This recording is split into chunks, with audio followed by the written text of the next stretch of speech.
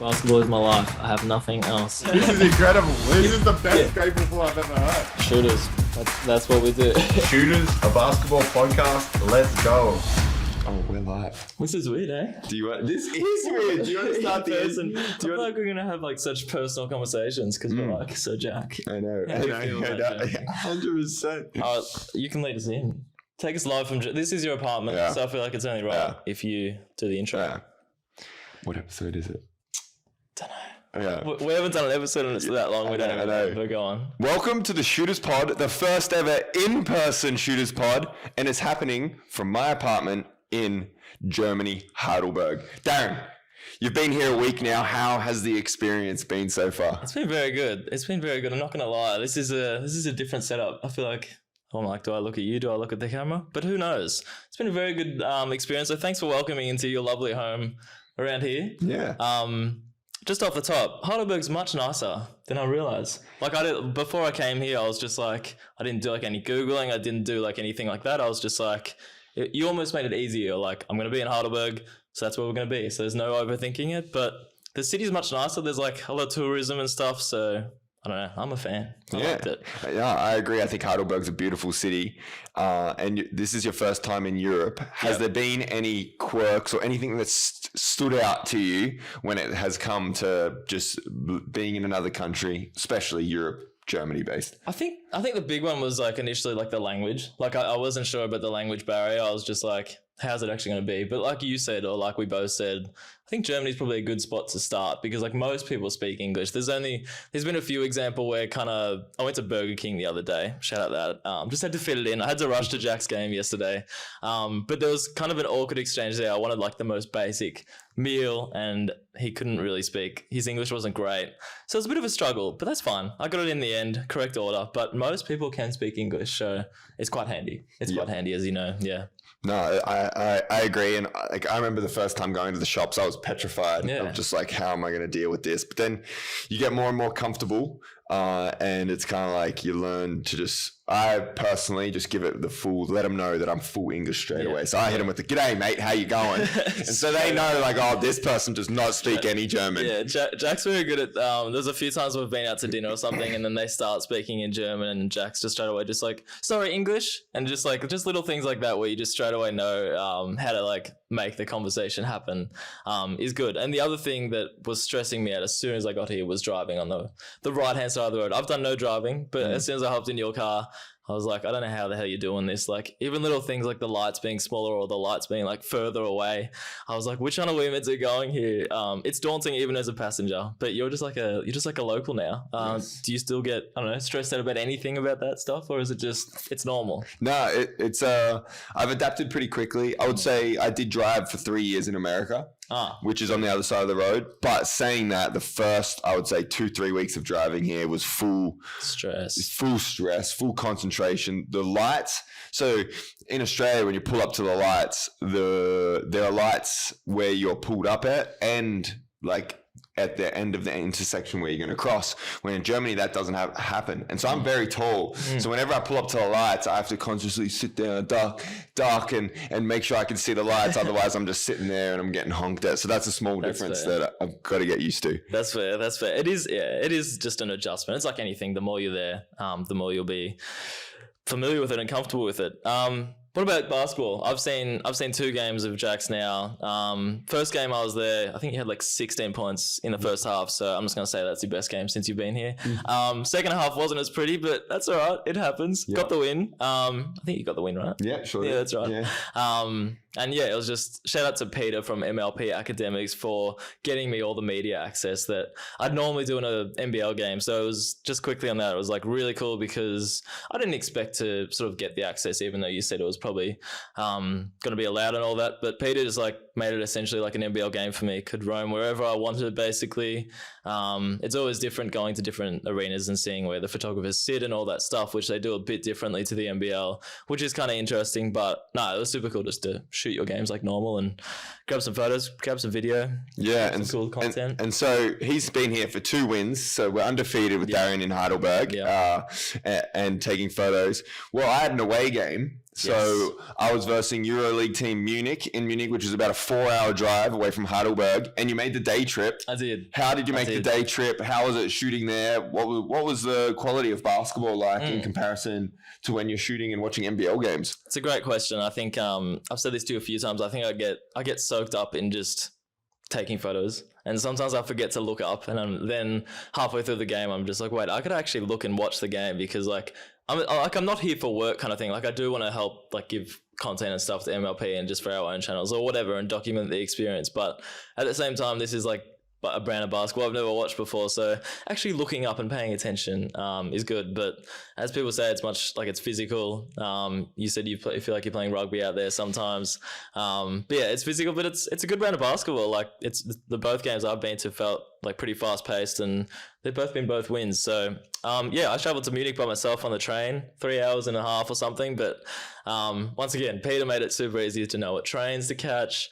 Once I got to Munich station after the 3 hours, e-scooters, electronic scooters, everyone uses them around here. I know in Australia they kind of use them somewhat, but they go crazy over here. So I just grabbed one of those, used the app to log in, and zoomed the way down to the stadium and grabbed Burger King on the way past. I was just living my best life essentially. But yeah, it was really cool just to experience those moments. Just I don't know, you're just like scooting by yourself in the middle of Germany. Well, I don't know if it's the middle of Germany, but somewhere in Germany, full stop. So.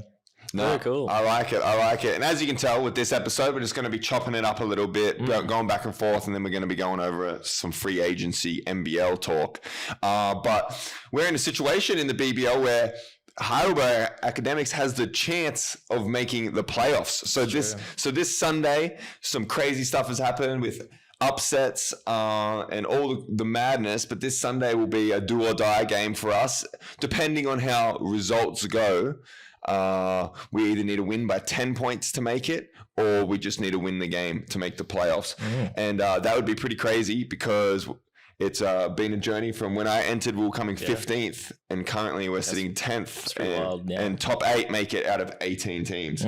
But yes, what has been kind of the highlight or something you've caught on camera that you've been kind of enjoyed, can be off the court or on the court? Well, I think firstly I've tried to take like not just basketball stuff, like my travel stuff, which I introduced Jack to, so he gave me a follow on that page. But we'll shout it out. What's the page called? It's just Darren J. Barker. If anyone's interested in on Instagram, travel photos, just more stuff away from basketball, which I'm getting more and more into. So go give that a follow. There's some beautiful Germany scenery shots there. But yeah, so that stuff has been cool. Just like taking that other camera with me, my Fujifilm camera, just like. It's just much easier for travel, essentially.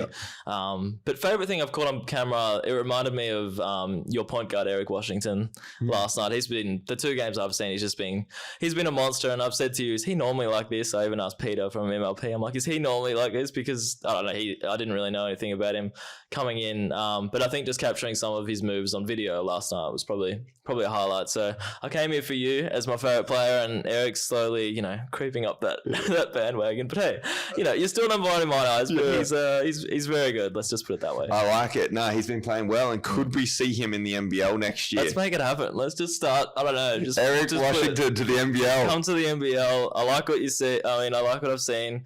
Yeah, you've made 2 fans from 2 Australians. Yep. Let's make it, I don't know, 2,000 or something. 2,000. It'll be bigger than that. Yeah, bigger than that. Well, imagine him at the Jack Jumpers. It's a sell. Let's just say hypothetically, it's a sellout of 5,000 every single. True. Well, you might start slow. People might be like, "Who's this new guy?" And then by the time you watch him play, a full sellout. Well, speaking of signings, then let's jump into a little bit of free agency talk. And this is our first episode since it's all began. Run us through some things that have caught your attention, that you've caught your eyes, you've noticed, you enjoyed, surprised you. What's been some highlights of free agency so far? We'll jump into free agency. We'll go back to Germany, some quirks and whatever later on. But that's a good segue to it. But I think we have to start with the Perth stuff. So people were talking, we haven't even talked about Keanu Pinder going there, obviously the big one. And then as soon as that happened, people were just like, is Will McDowell-White going to follow? Of course, stayed in New Zealand. But Perth are going to be super interesting just because, I don't know, it's always nice when someone goes back home. I was going to say, personally, I think I'd like to, I would have liked if Keanu stayed in Cairns, but, it's just the way it is. I think they kind of know they help breed talent or get the best out of them, and then sometimes it's like, see you later. So yeah, it'll be very interesting. But did you see that move coming? Did you think he was gonna stay in Cairns, or did you think he was gone? Well, it's always an interesting one because it's hard to tell. Some guys still are in touch with their home environment. Yep. Like they love being at home. And then some, like myself, like Brisbane, for example, doesn't really mean much to me in terms of home. Like I moved out young. My family's like 2 hours away. So even though I'd be a Brizzy boy, that doesn't make any effects in the off season. And so it really depends on kind of your living situation and what your priorities are. So you'd find for a lot of young guys in particular, like home doesn't mean a lot. It's all about basketball opportunity. You know, where you can play best. Taron Armstrong is an example for that. He's obviously seen that, hey, like Cairns is a place I believe I can develop and try and make that jump, whether it's to the NBA or to be an NBL starter or whatever it may be. And then a lot of times when guys get older, you know, you find them wanting to make their way back home. And Keanu, I mean, I was a little surprised, especially seeing the rhythm that he had in Cairns. But I think Bryce Cotton's a big sale point, man. You know, when you're playing with Bryce, you get 6 to 8 3 points a game. Yeah. You get 1 or 2 dunks and he's making your life very, very easy. I haven't seen many big men go to Perth and fail because when you got Bryce Cotton on the court, he's drawing a lot of attention. Some good stuff happens. Gravity, so to speak. But yeah, it'll be super interesting. I always find it interesting when, like you said, he's built so much momentum with Cairns of becoming like that star in the league now, and then you go to a new team and it's like, I feel like you would have pressure. Like you would be like, I want people to know I'm the same player. I want people to know like this is the actual version that they're getting from me. So I think those first few games will be interesting for him, but even if he starts slow or starts hot, that's obviously like a consistent thing in the end. But some other names, Melbourne, their roster is looking very good, just quietly. Luke Travers, I saw he arrived in Melbourne yesterday or something. My brother was telling me about that because he now works at Hoop City, so he did the thing down there. Joe Lualachul returning there. Daly is rumoured there, but nothing's official or anything, and I don't know. I think he's still got a broken hand or something over in Sacramento. But I think I've said it to you a few times on this trip. Just looking at their roster on paper, surely they'd have to be contenders if they nail their import or whatever. So I'm labeling them as contenders already. Wow, he's throwing out an early contenders. Is this what they do on this podcast? Just like make hot takes? Is that how you go well or something? But I think they have to be up there. Yeah, he's throwing out the early contenders. It's still very, very early. No, I like it. No team has finalised their roster, but I don't care. Yeah, but I mean, history does show that a core of good Australian players is key. I mean, you look at consistently when Perth was winning, they kept the same guys. They built good Australian groups. You look at the core of Sydney in the last 2 years. I mean, you talk about Game 3, Quatanoi being the hero and winning a game, and that was a local, and so imports are very, very important, don't get me wrong, and they can make or break a team, but those core Australians that can last, and you got that depth of talent, especially over a season. Guys get injured, people get hurt, people get tired, and so the hot take, I don't hate it. I'm not going to throw out any hot takes this early because I need to keep my reputation alive. Give us a contender besides no. But I got to say, I love the Anthony Drimmick signing. Yes, funny about that. Obviously, I'm a little bit biased. Did you have anything to do with that at all? Yeah, I was in the recruiting works, so official pitcher. Yeah, so I was giving him calls and saying, I think this would be a great fit for you. We'd have lots of fun. And so definitely I was calling. We talk all the time. I mean, we text almost every day. So that conversation was going down. I made a funny little edit of like him like being in a Jack Jumpers jersey, and this was way early. This was before free agency even started. Like season was still going. I was like, wow, imagine if this happened next year. It's spoken into existence. 100%. So that for me is obviously one that we talk about it often, especially on this podcast, how hard it can be making friends, leaving the distance of basketball. But it's always good when you get that going. And then I want to give one more shout out to another friend, because I love shouting out my friends.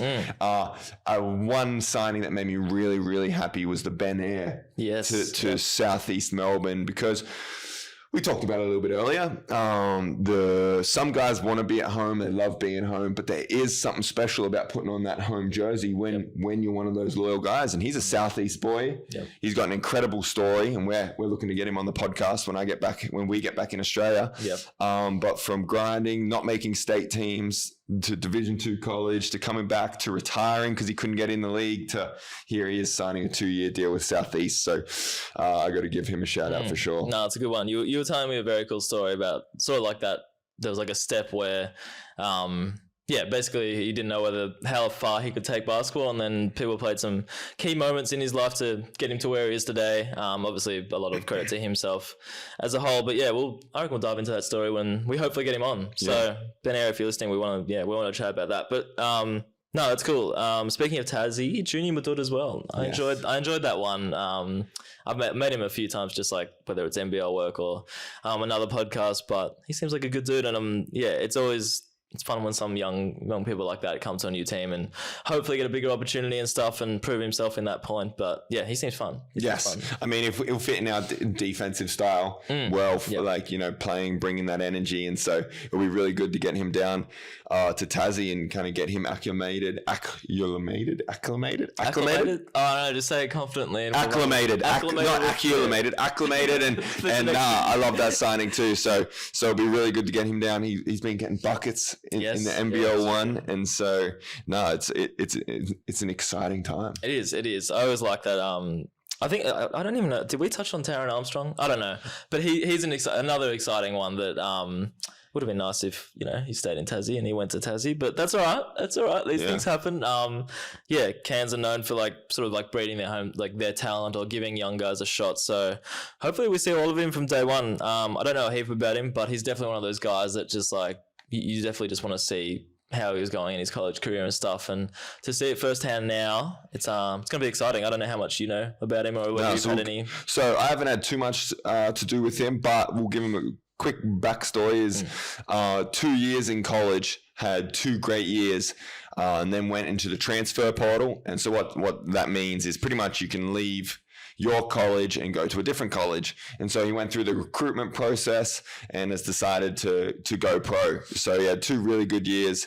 I think the Jack Jumpers are talking to his older brother about being a DP for Tassie. And so he's decided to make that jump to be a pro. And it's really cool seeing young fellas back themselves and say, this is the league where I think I can grow my career, where I can develop into the player I want to be. And he had some big time school offers. So it shows kind of the health and the reputation that the NBL currently has. What the NBL is doing. Yeah, no, it's exciting. Brisbane, I was going to touch on them quickly just because they stole some of your guys for one. Isaac White and Sam McDaniel said, see you later. But again, there's something about people just going to a new team because I feel like they want to prove themselves, and you never know what version of them you're going to get. They also brought in Shannon Scott, which is exciting. Mitch Norton. I wrote down 10 at Krebs for Brisbane, but that's definitely in Melbourne. Don't know what I was doing there. Germany's got the better of me. Maybe I've lost my touch while I'm over here. I don't know what's happening in the NBL. Holiday mode.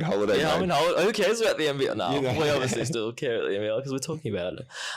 But yeah. I don't know. That's our free agent little thing. Unless there's any other. No, I'll bring up one point because you're talking about guys jumping to different teams, and it's always a weird part of free agency because you build this family, this team where and then you build relationships, the fans build friendships with these players. You cheer them on, but my idea of a successful program is a little bit different than a lot of people's idea. So a lot of people's idea of a successful program is winning a championship, but that isn't necessarily mine. My idea of a successful championship is a successful program is when guys come in and they leave in better situations. Okay. Yep. So you look, it's like guys have entered the Jack Jumpers and they haven't lost jobs.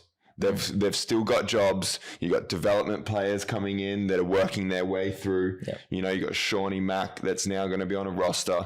Matt Kenyon signed a 2-year deal. Isaac White signed a 2-year deal. Sam Mack 2-year deal, and Kenny and Whitey were almost out of the league, and they betted on the Jack Jumpers, and we as a program help them continue their career, and they're leaving in a better situation than what they entered. That's a great point, actually. And so for me, these are my friends. And so sometimes you got to kind of put that the team part aside and be like, hell yeah, like individual. Yeah, we help them continue to live their dream, which is being a professional athlete. And obviously it always hurts, it always hurts losing a player, but it also shows like the health and the value of a program. Yeah, for sure. No, that's a great point, because like you said, like Isaac White and Matt Kenyon, like before they came to Tassie and stuff, like maybe they were, I don't know, people might have seen them out of the league in a few years or whatever, but they proved themselves, and now they're obviously sought after by different teams, and it's going to be really cool to see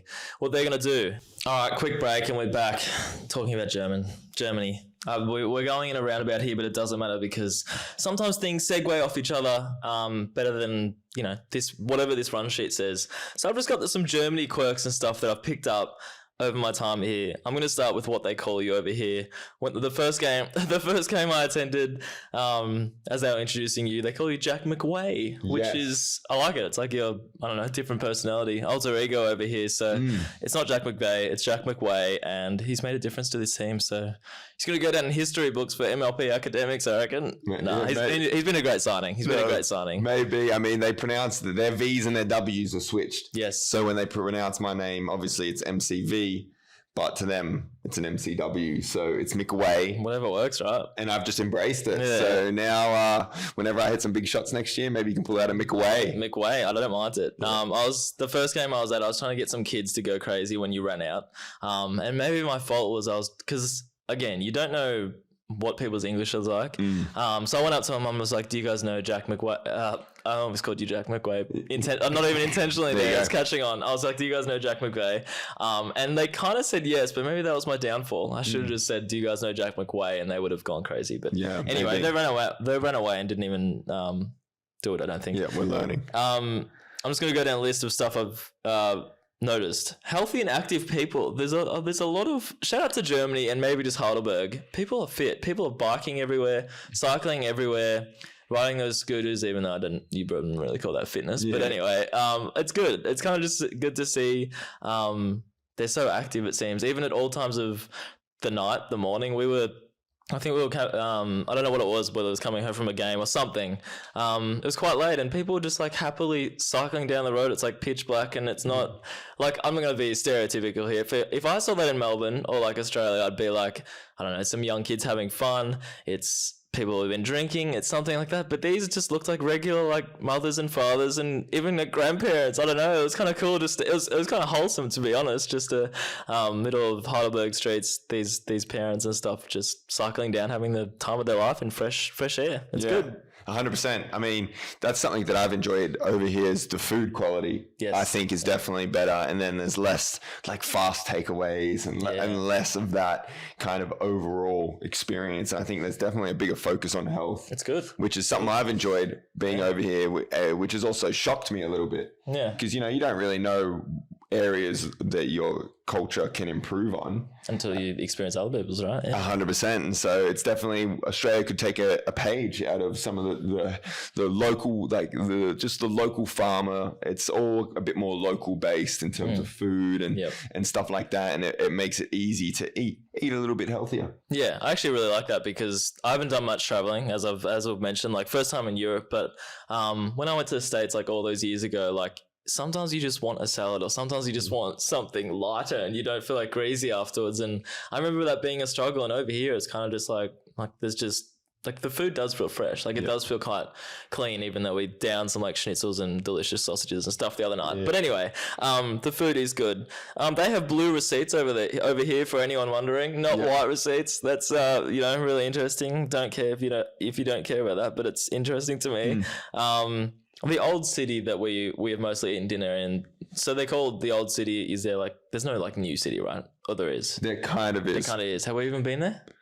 It's maybe it's a part I didn't even realize it was. So we'll break down a little. Every kind of city in Germany, probably Europe, has like an old city part of it. I only learned this yesterday. Yeah, okay. And so that's kind of like the traditional city where like, the buildings are hundreds and hundreds of years old. And then there'll always be kind of new city. So new city in Heidelberg would be where we kind of catch the train to. Not the train, the tram too. like the tram too, and where it keeps to the right if we were to walk in the other direction. Okay. Yeah. And so these old cities, or the old city or old town, whatever they may call it, is beautiful, isn't it? It's pretty incredible. No, I was gonna say like it's so cool. Just like we went there like the first 2 or 3 nights. Was that your phone? Never mind. First 2 or 3 nights, and it was just it was super cool. Like the old buildings, the atmosphere, like people are just vibing there, and the ice cream too. Every time I'm down there, I'm just like, I just want an ice cream. There's something about being on holidays and ice creams. Anyway, moving right on. Shout out to Nicole. I mean Peter from MLP. Shout out to Nicole as well. Like avid listeners of the pod. Somehow, in the limited amount of weeks you've been here, you've converted 2 German people who we talk about mostly Australian stuff and NBL, and they're like, nah, I'm tuning in, and yeah. So shout out to you guys, because Nicole came up to me. She's like, I know who you are. You're from the podcast. And I'm like, damn, okay. Darren is a worldwide sensation. There you go, ladies and gentlemen. German-wide. Yeah. European-wide. Yeah. But that's actually pretty cool, just like the impact you've clearly made on some people. They wouldn't just listen to that if they didn't want to. I'm going to talk about that famous shot. Why do people call that shot the flamingo? I have no idea, but Jack just did one of his, it was like a turnaround 1-footed 3. And he made it. It was very good. He was quietly excited by it at the end of the game as well. No, definitely. I was very excited about it. I mean, that's a shot I've kind of been practicing my whole life. And every time I shoot it or practice it, coaches shake their head and tell me how bad of a shot it is, and you'll never be able to make that shot, and you'll get subbed out if you take that shot. And, you know, I've kind of heard that my entire life. And then here I am in Germany, taking that same shot that I always believed I could make. Yeah. And, cool. You know, putting every single coach, ignoring what they were saying, which sometimes is good advice, sometimes is bad advice. But ignoring everything they've been saying and continuing to work on it and believe in it. And here I am kind of making that shot from the 3-point line. It was very cool. Yeah. You know, having some fun with it. And it was cool as well because like being in Germany, obviously related to Dirk Nowitzki, who has that 1-foot shot. He's so famous for, so just like that was a side note.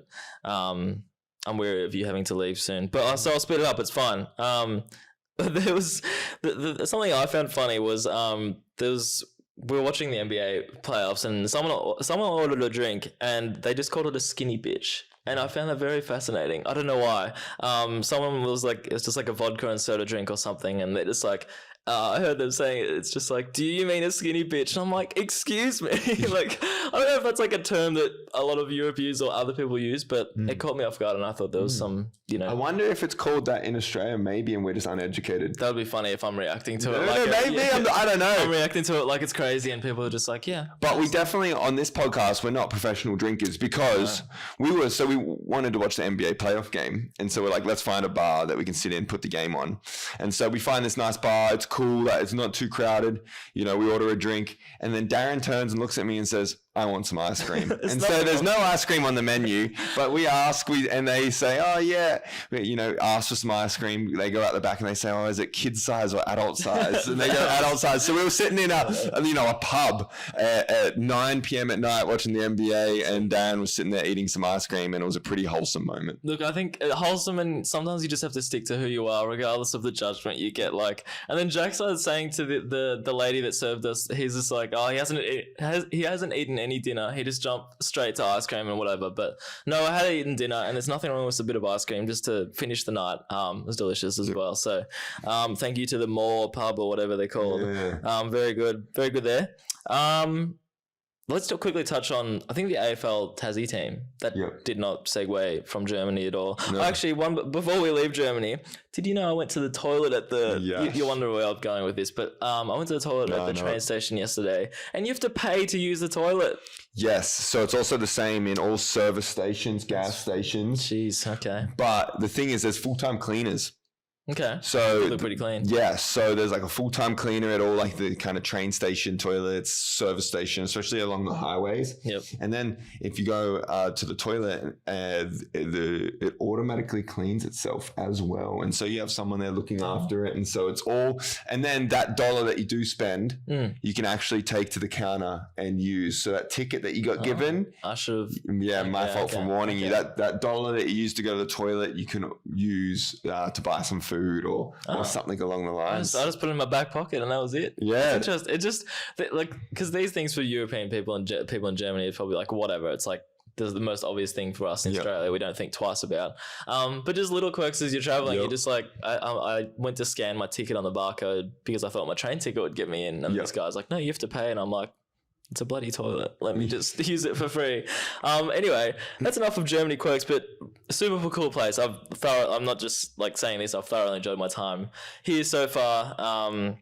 And yeah, as I said before, the AFL, I think Tassie have been given the license for an AFL team. So you've got some competition there. You will in a few years or however long. No, it's exciting. I mean, overall, sport always promotes good things, teamwork, culture, health. And so I think the more that sport can continue to grow in Australia, it's always a good thing. They'll back off nicely with what we've created down there and what we're building. And then I thought was very interesting because obviously the name, the Jack Jumpers, some people loved it, some people hated it. The brand has ended up growing perfectly and creating something that's been amazing. But I only recently learned why they couldn't be called the Tassie Devils. It's because the Tassie Devils are licensed by Disney as a character. And so I found it fascinating that you could license an animal, a real life animal, but that is the reason that the AFL team or the NBL team, the Jack Jumpers, could never have been named the Tassie Devil. But I think there's a petition going around for the AFL or something along those lines. But there's just an interesting side note about the AFL team. I remember when the Jack Jumpers, well, that was called the Tassie basketball team or whatever.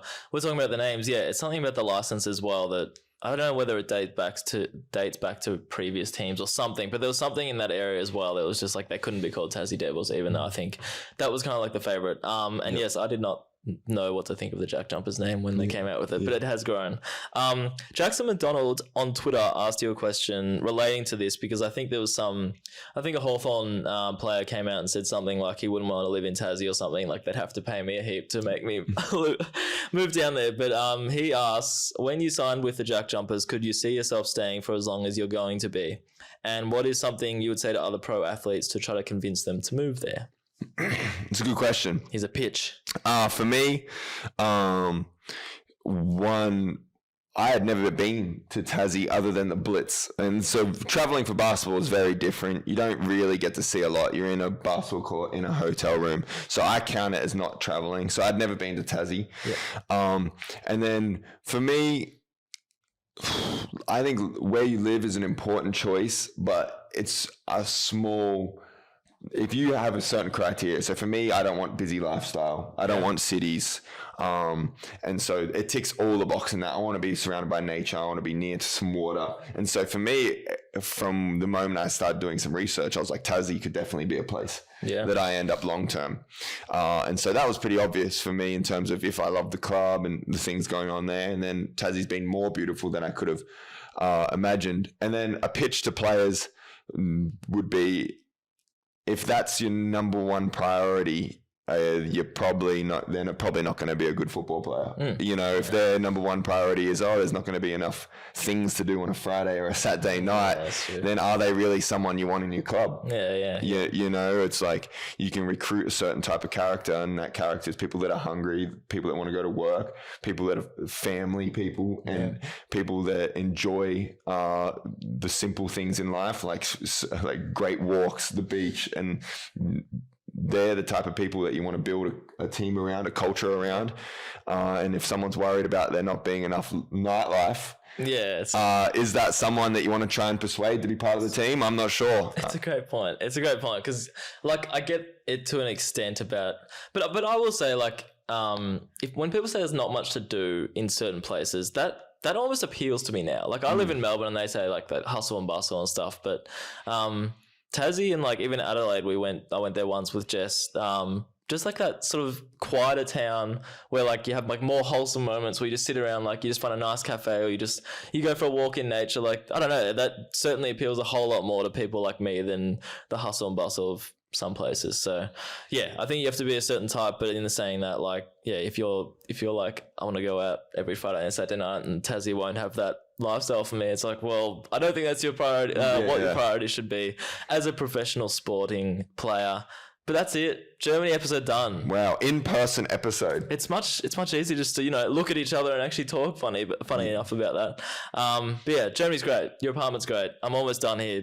I'm leaving tomorrow. So luckily we got one in. I know. It has been fun, I will say, just to end it. My original plan was to like tinker with, maybe we'll do like a day in the life of Jack, or just asking Jack what Germany's actually like as a player being over here. But just focusing on actually just like building a friendship and just like because look, we have a friendship, but it's just been like online kind of thing. Yeah. So focusing on that stuff, focusing on just being normal people rather than just like, hey, I'm the one that's going to always stick a camera in your face and get like cool photos, even though I've been doing that. I have done some cool photos. Yeah, I mean, there've been some pretty cool photos, but yeah, I've really enjoyed that aspect of it. Just like, Jack's a normal dude. Jack's exactly what you think he would be. Like off camera. I've always wondered if people are the same. Some aren't.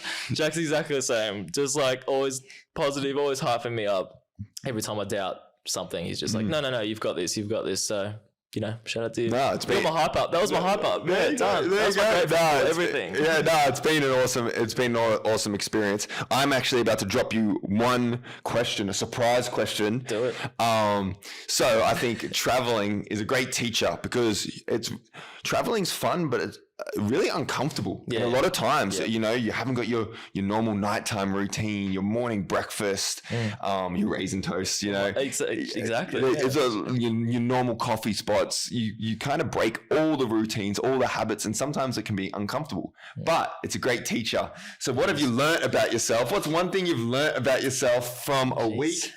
Yeah, a week here. A week in Germany. One thing I've learned about myself. I think it's just like, I don't know whether it's learning. It's just like adapting to that uncomfortableness or whatever. Like everything is going to be uncomfortable on the first go, but just like, even when I got here, I was like you just get like daunted by the fact that, I don't know, you don't have your normal into the mobile data or something like that, where you just don't have a fallback option. But, and even like, I was going to say that Jack made me film something the other day to do with some quote I thought of, but even stuff like that, it's kind of just like, it feels odd in the moment, but it's just like, the more you do anything, essentially, it's going to be like, it can become a part of you. So yeah, things like ordering coffee when you know that there's actually a flat white over here, which is my normal order. Some places don't, some places do. So just little things like that, when you know they have your normal order, it just makes you feel so much more comfortable. So I think it's just adapting. Didn't really learn anything, so to speak, but just if you do something enough, it'll become more comfortable. That's learning something. It is learning. Yeah, nice. And that's a great way to end the episode. If you're going to do something,